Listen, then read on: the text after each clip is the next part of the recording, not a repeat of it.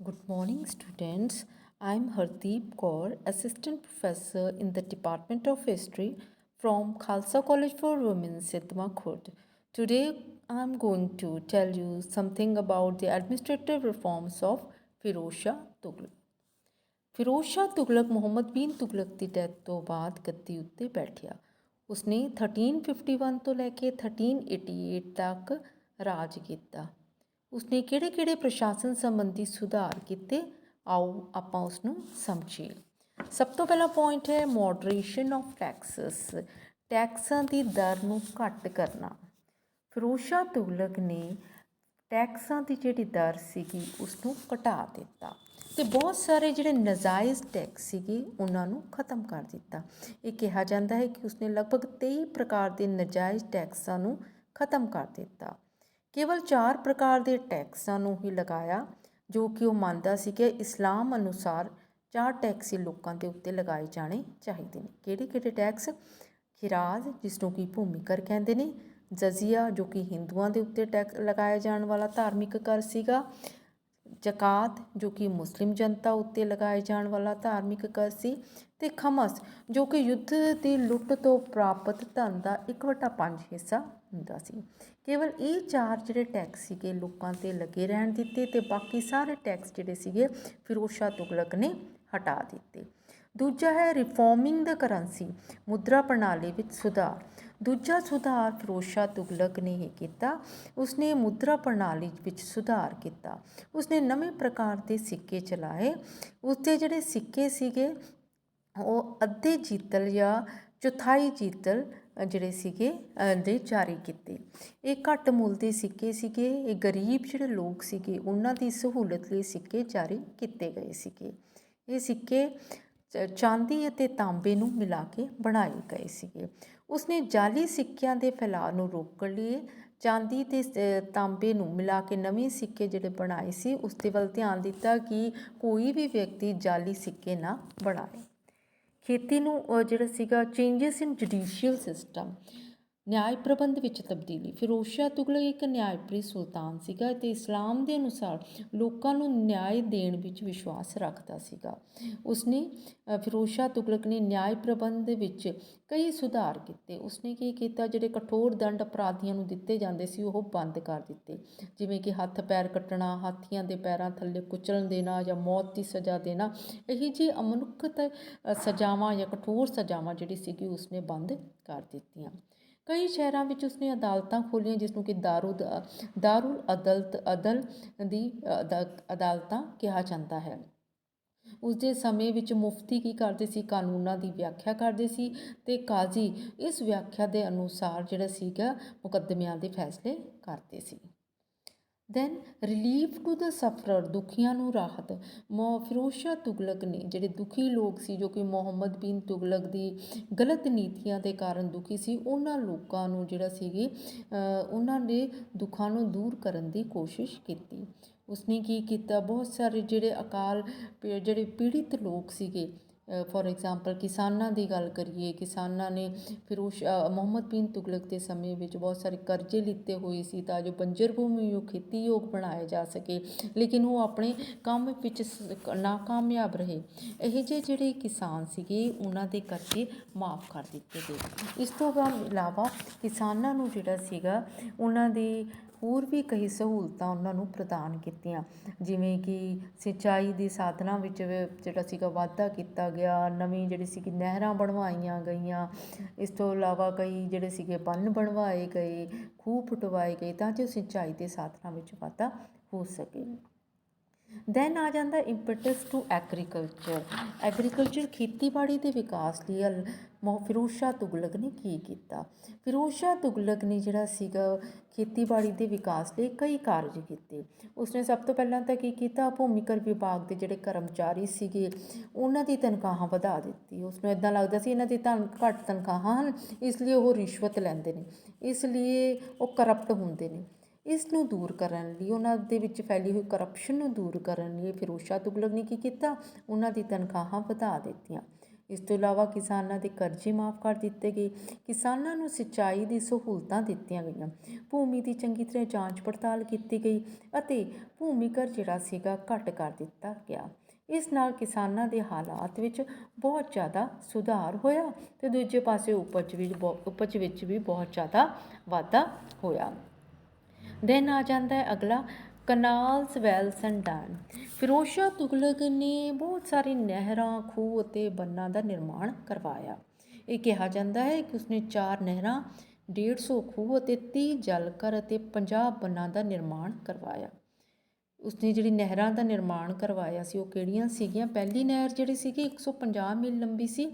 ਇਹ ਜਮਨਾ ਨਦੀ ਦੇ ਪਾਣੀ ਨੂੰ ਹਿਸਾਰ ਤੱਕ ਲੈ ਕੇ ਜਾਂਦੀ ਸੀ। ਦੂਜੀ ਨਹਿਰ ਘੱਗਰ ਤੋਂ ਨਿਕਲ ਕੇ ਉਸਦੇ ਚਾਰੋਂ ਪਾਸੇ ਦੀ ਜ਼ਮੀਨ ਨੂੰ ਸਿੰਚਾਈ ਕਰਦੀ ਸੀ। ਇਸ ਦੀ ਲੰਬਾਈ 96 ਮੀਲ ਲੰਬੀ ਸੀ। ਤੀਜੀ ਨਹਿਰ ਸਿਰਮੌਰ ਦੇ ਪਹਾੜੀ ਪ੍ਰਦੇਸ਼ ਅਤੇ ਹਾਂਸੀ ਦੇ ਇਲਾਕੇ ਨੂੰ ਸਿੰਚਦੀ ਸੀ। ਚੌਥੀ ਨਹਿਰ ਘੱਗਰ ਨਦੀ ਵਿੱਚੋਂ ਕੱਢੀ ਗਈ ਸੀ ਅਤੇ ਫਿਰੋਜ਼ਾਬਾਦ ਤੱਕ ਦੇ ਪ੍ਰਦੇਸ਼ ਵਿੱਚ ਸਿੰਚਾਈ ਲਈ ਸਹਾਈ ਹੁੰਦੀ ਸੀ। ਨਹਿਰਾਂ, ਖੂਹਾਂ ਅਤੇ ਜਲ ਘਰਾਂ ਅਤੇ ਬੰਨਾਂ ਦੀ ਮਦਦ ਨਾਲ ਕਿਸਾਨਾਂ ਨੂੰ ਸਿੰਚਾਈ ਦੀਆਂ ਬਹੁਤ ਚੰਗੀਆਂ ਸਹੂਲਤਾਂ ਪ੍ਰਾਪਤ ਹੋ ਗਈਆਂ ਅਤੇ ਉਹਨਾਂ ਦੇ ਉਪਜ ਵਿੱਚ ਬਹੁਤ ਜ਼ਿਆਦਾ ਵਾਧਾ ਹੋਇਆ ਅਤੇ ਉਹਨਾਂ ਦਾ ਜੀਵਨ ਜਿਹੜਾ ਸੀਗਾ ਉਹ ਖੁਸ਼ਹਾਲ ਹੋ ਗਿਆ। ਦੈਨ ਆ ਜਾਂਦਾ ਪਬਲਿਕ ਵੈਲਫੇਅਰ ਐਕਟੀਵਿਟੀਜ਼। ਲੋਕ ਭਲਾਈ ਦੇ ਕਿਹੜੇ ਕਾਰਜ ਕੀਤੇ ਸੀ ਫਿਰੋਜ਼ ਸ਼ਾਹ ਤੁਗਲਕ ਨੇ? ਫਿਰੋਜ਼ ਸ਼ਾਹ ਤੁਗਲਕ ਜਿਹੜਾ ਸੀਗਾ ਉਸਨੇ ਲੋਕ ਭਲਾਈ ਦੇ ਵੀ ਕਈ ਕਾਰਜ ਕੀਤੇ। ਲੋਕਾਂ ਨੂੰ ਦਾਨ ਦੇਣ ਲਈ ਉਸਨੇ ਇੱਕ ਵੱਖਰਾ ਹੀ ਡਿਪਾਰਟਮੈਂਟ ਦੀ ਸਥਾਪਨਾ ਕੀਤੀ ਸੀ। ਇਸ ਨੂੰ ਦੀਵਾਨੇ ਖੈਰਾਤ ਕਿਹਾ ਜਾਂਦਾ ਸੀ। ਦਾਨ ਵਿਭਾਗ ਸੀਗਾ। ਇਸ ਵਿਭਾਗ ਦਾ ਕੰਮ ਕੀ ਸੀਗਾ? ਜਿਹੜੀ ਗਰੀਬ ਲੜਕੀਆਂ ਹੁੰਦੀ ਸੀ ਉਹਨਾਂ ਦੇ ਵਿਆਹ ਕਰਵਾਉਣਾ, ਜਿਹੜੇ ਬੇਰੁਜ਼ਗਾਰ ਯੂਥ ਹੁੰਦੀ ਸੀ, ਨੌਜਵਾਨ ਹੁੰਦੇ ਸੀ, ਉਹਨਾਂ ਨੂੰ ਕਿਸੇ ਨਾ ਕਿਸੇ ਰੁਜ਼ਗਾਰ 'ਤੇ ਲਗਾਉਣਾ ਜਾਂ ਕੰਮ ਧੰਦੇ 'ਤੇ ਲਗਾਉਣਾ। ਦਾਰੁਲ ਸਫਾ, ਇੱਦਾਂ ਹੀ ਦਾਰੁਲ ਸਫਾ ਜਿਹੜਾ ਸੀਗਾ ਹਸਪਤਾਲ ਹੁੰਦੇ ਸੀ। ਇਹ ਹਸਪਤਾਲ ਦਿੱਲੀ ਵਿੱਚ ਖੋਲ੍ਹਿਆ ਗਿਆ ਸੀ ਅਤੇ ਹੋਰ ਵੀ ਕਈ ਸ਼ਹਿਰਾਂ ਵਿੱਚ ਖੋਲ੍ਹਿਆ ਗਿਆ ਸੀ। ਇਹ ਜਿਹੜਾ ਹਸਪਤਾਲ ਸੀਗਾ ਇਹ ਗਰੀਬ ਲੋਕਾਂ ਲਈ ਖੋਲ੍ਹਿਆ ਗਿਆ ਸੀ, ਜਿਹੜੇ ਲੋਕ ਆਪਣੀ ਹੈਲਥ ਦੇ ਲਈ ਖਰਚਾ ਨਹੀਂ ਕਰ ਸਕਦੇ ਸੀਗੇ ਅਤੇ ਇਹ ਜਿਹੇ ਜਿਹੜੇ ਲੋਕ ਸੀਗੇ ਉਹ ਇਹੋ ਜਿਹੇ ਹਸਪਤਾਲਾਂ ਵਿੱਚ ਮੁਫਤ ਜਿਹੜਾ ਸੀਗਾ ਦਵਾਈ ਵੀ ਲੈ ਸਕਦੇ ਸੀ ਅਤੇ ਇਲਾਜ ਵੀ ਕਰਵਾ ਸਕਦੇ ਸੀ। ਇਹ ਜਿਹੜੀ ਪਬਲਿਕ ਵੈਲਫੇਅਰ ਐਕਟੀਵਿਟੀ ਸੀਗੀ, ਲੋਕ ਭਲਾਈ ਦੇ ਕੰਮ ਸੀਗੇ, ਇਹ ਸਿਰਫ ਅਤੇ ਸਿਰਫ ਜਿਹੜੇ ਸੀਗੇ ਮੁਸਲਿਮ ਜਨਤਾ ਤੱਕ ਹੀ ਸੀਮਿਤ ਸੀ। ਜਿਹੜੇ ਹਿੰਦੂ ਲੋਕ ਸੀਗੇ ਉਹ ਇਹਨਾਂ ਦਾ ਕੋਈ ਵੀ ਫਾਇਦਾ ਨਹੀਂ ਉਠਾ ਸਕਦੇ ਸੀ। ਦੈਨ ਆ ਜਾਂਦਾ ਅਗਲਾ point cities, buildings and garden. ਨਗਰ, ਭਵਨ ਅਤੇ ਬਾਗ। ਫਿਰੋਜ਼ ਸ਼ਾਹ ਤੁਗਲਕ ਇੱਕ ਮਹਾਨ ਭਵਨ ਨਿਰਮਾਤਾ ਸੀਗਾ ਅਤੇ ਬਾਗਬਾਨੀ ਦਾ ਵੀ ਉਹ ਬਹੁਤ ਜ਼ਿਆਦਾ ਸ਼ੌਕੀਨ ਸੀਗਾ। ਉਸਨੇ ਅਨੇਕਾਂ ਹੀ ਨਗਰ ਬਣਵਾਏ ਜਿਵੇਂ ਕਿ ਫਿਰੋਜ਼ਾਬਾਦ, ਫਤਿਆਬਾਦ, ਹਿਸਾਰ ਫਿਰੋਜ਼ਾ, ਜੌਨਪੁਰ, ਫਿਰੋਜ਼ ਸ਼ਾਹ ਕੋਟਲਾ ਆਦਿ। ਉਸਨੇ ਕਈ ਬਿਲਡਿੰਗਸ ਬਣਾਈਆਂ।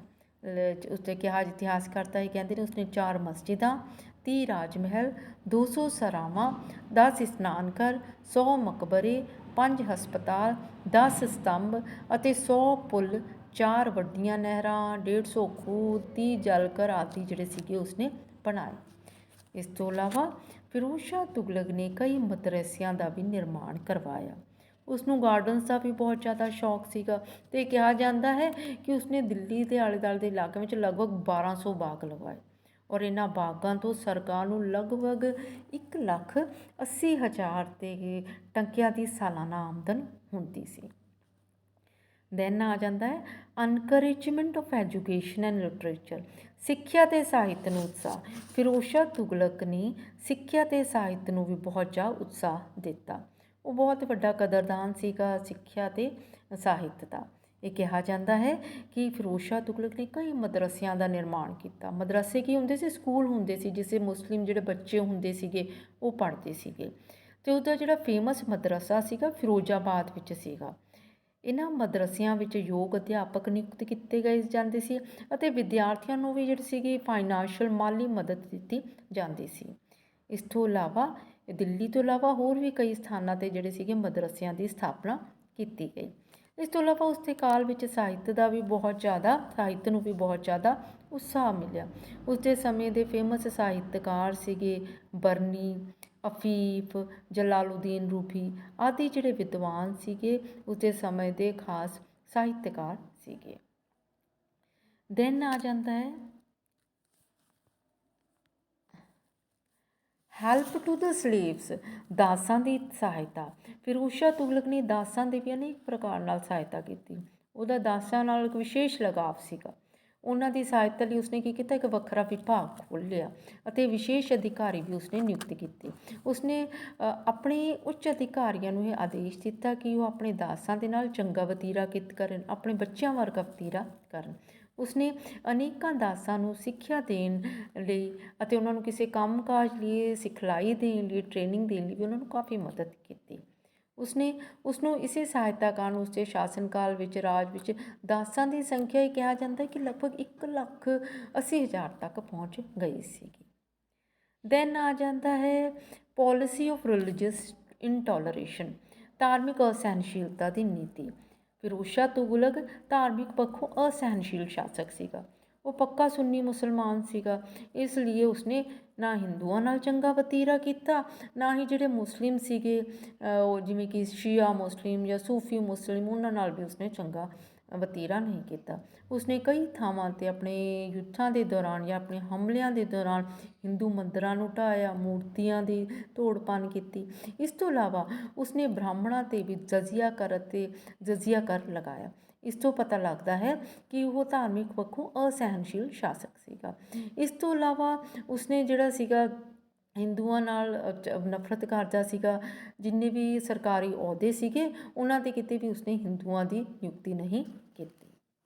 ਦੈਨ ਆ ਜਾਂਦਾ ਸੈਨਿਕ ਪਰਿਵਰਤਨ, ਮਿਲਟਰੀ ਚੇਂਜਸ। ਫਿਰੋਜ਼ ਸ਼ਾਹ ਤੁਗਲਕ ਨੇ ਸੈਨਿਕ ਪੱਖੋਂ ਵੀ ਬਹੁਤ ਜ਼ਿਆਦਾ ਚੇਂਜਸ ਕੀਤੇ। ਉਸਦੀ ਸੈਨਾ ਜ਼ਗੀਰਦਾਰੀ ਪ੍ਰਥਾ 'ਤੇ ਆਧਾਰਿਤ ਸੀ। ਸੁਲਤਾਨ ਫਿਰੋਜ਼ ਸ਼ਾਹ ਤੁਗਲਕ ਨੇ ਕੀ ਕੀਤਾ, ਕਈ ਬੁੱਢੇ ਸੈਨਿਕਾਂ ਨੂੰ ਦੁਬਾਰਾ ਨੌਕਰੀ 'ਤੇ ਲਗਾ ਦਿੱਤਾ ਅਤੇ ਸੈਨਿਕ ਸੇਵਾਵਾਂ ਦੇ ਲਈ ਤਨਖਾਹਾਂ ਦੀ ਬਜਾਏ ਉਹਨੇ ਕੀ ਕੀਤਾ, ਸਰਦਾਰਾਂ ਨੂੰ ਜਗੀਰਾਂ ਦੇਣ ਦੀ ਵਿਵਸਥਾ ਸ਼ੁਰੂ ਕਰ ਦਿੱਤੀ। ਇਹਨਾਂ ਜਗੀਰਦਾਰਾਂ ਨੂੰ ਆਪਣੇ ਕੋਲ ਸੈਨਾ ਦੀ ਟੁਕੜੀ ਰੱਖਣੀ ਪੈਂਦੀ ਸੀ, ਕੁਝ ਸੈਨਾ ਪੈਦਲ ਸੈਨਾ ਘੋੜੇ ਰੱਖਣੇ ਪੈਂਦੇ ਸੀ। ਲੇਕਿਨ ਇਹ ਜਗੀਰਦਾਰ ਕੀ ਕਰਦੇ ਸੀ, ਸੁਲਤਾਨ ਨੂੰ ਧੋਖਾ ਦਿੰਦੇ ਸੀ।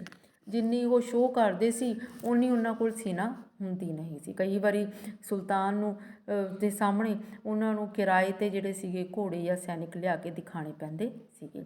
ਸੈਨਾ ਵਿੱਚ ਰਿਸ਼ਵਤਖੋਰੀ ਬਹੁਤ ਜ਼ਿਆਦਾ ਜ਼ੋਰਾਂ 'ਤੇ ਸੀ ਅਤੇ ਸੁਲਤਾਨ ਨੇ ਇਸ ਨੂੰ ਸਮਾਪਤ ਕਰਨ ਦਾ ਵੀ ਕੋਈ ਯਤਨ ਨਾ ਕੀਤਾ। ਠੀਕ ਹੈ, ਇਸ ਪ੍ਰਕਾਰ ਆਪਾਂ ਦੇਖਦੇ ਹਾਂ ਕਿ ਉਸਦੀ ਸੈਨਾ ਜਿਹੜੀ ਸੀਗੀ ਉਹ ਕੋਈ ਖਾਸ ਵਧੀਆ ਨਹੀਂ ਸੀਗੀ। ਠੀਕ ਹੈ, ਅਤੇ ਉਸਦੀ ਸੈਨਾ ਵਿੱਚ ਕਈ ਕਮੀਆਂ ਸੀਗੀਆਂ। ਇੱਥੇ ਆਪਣਾ ਇਹ ਟੌਪਿਕ ਖਤਮ ਹੁੰਦਾ ਹੈ, ਫਿਰੋਜ਼ ਸ਼ਾਹ ਤੁਗਲਕ ਦੇ ਪ੍ਰਸ਼ਾਸਨਿਕ ਸੁਧਾਰ। ਹੋਪ ਕਰਦੇ ਹਾਂ ਤੁਹਾਨੂੰ ਇਸ ਲੈਕਚਰ ਤੋਂ ਬਹੁਤ ਕੁਝ ਸਿੱਖਣ ਨੂੰ ਮਿਲਿਆ ਹੈ। ਥੈਂਕਸ।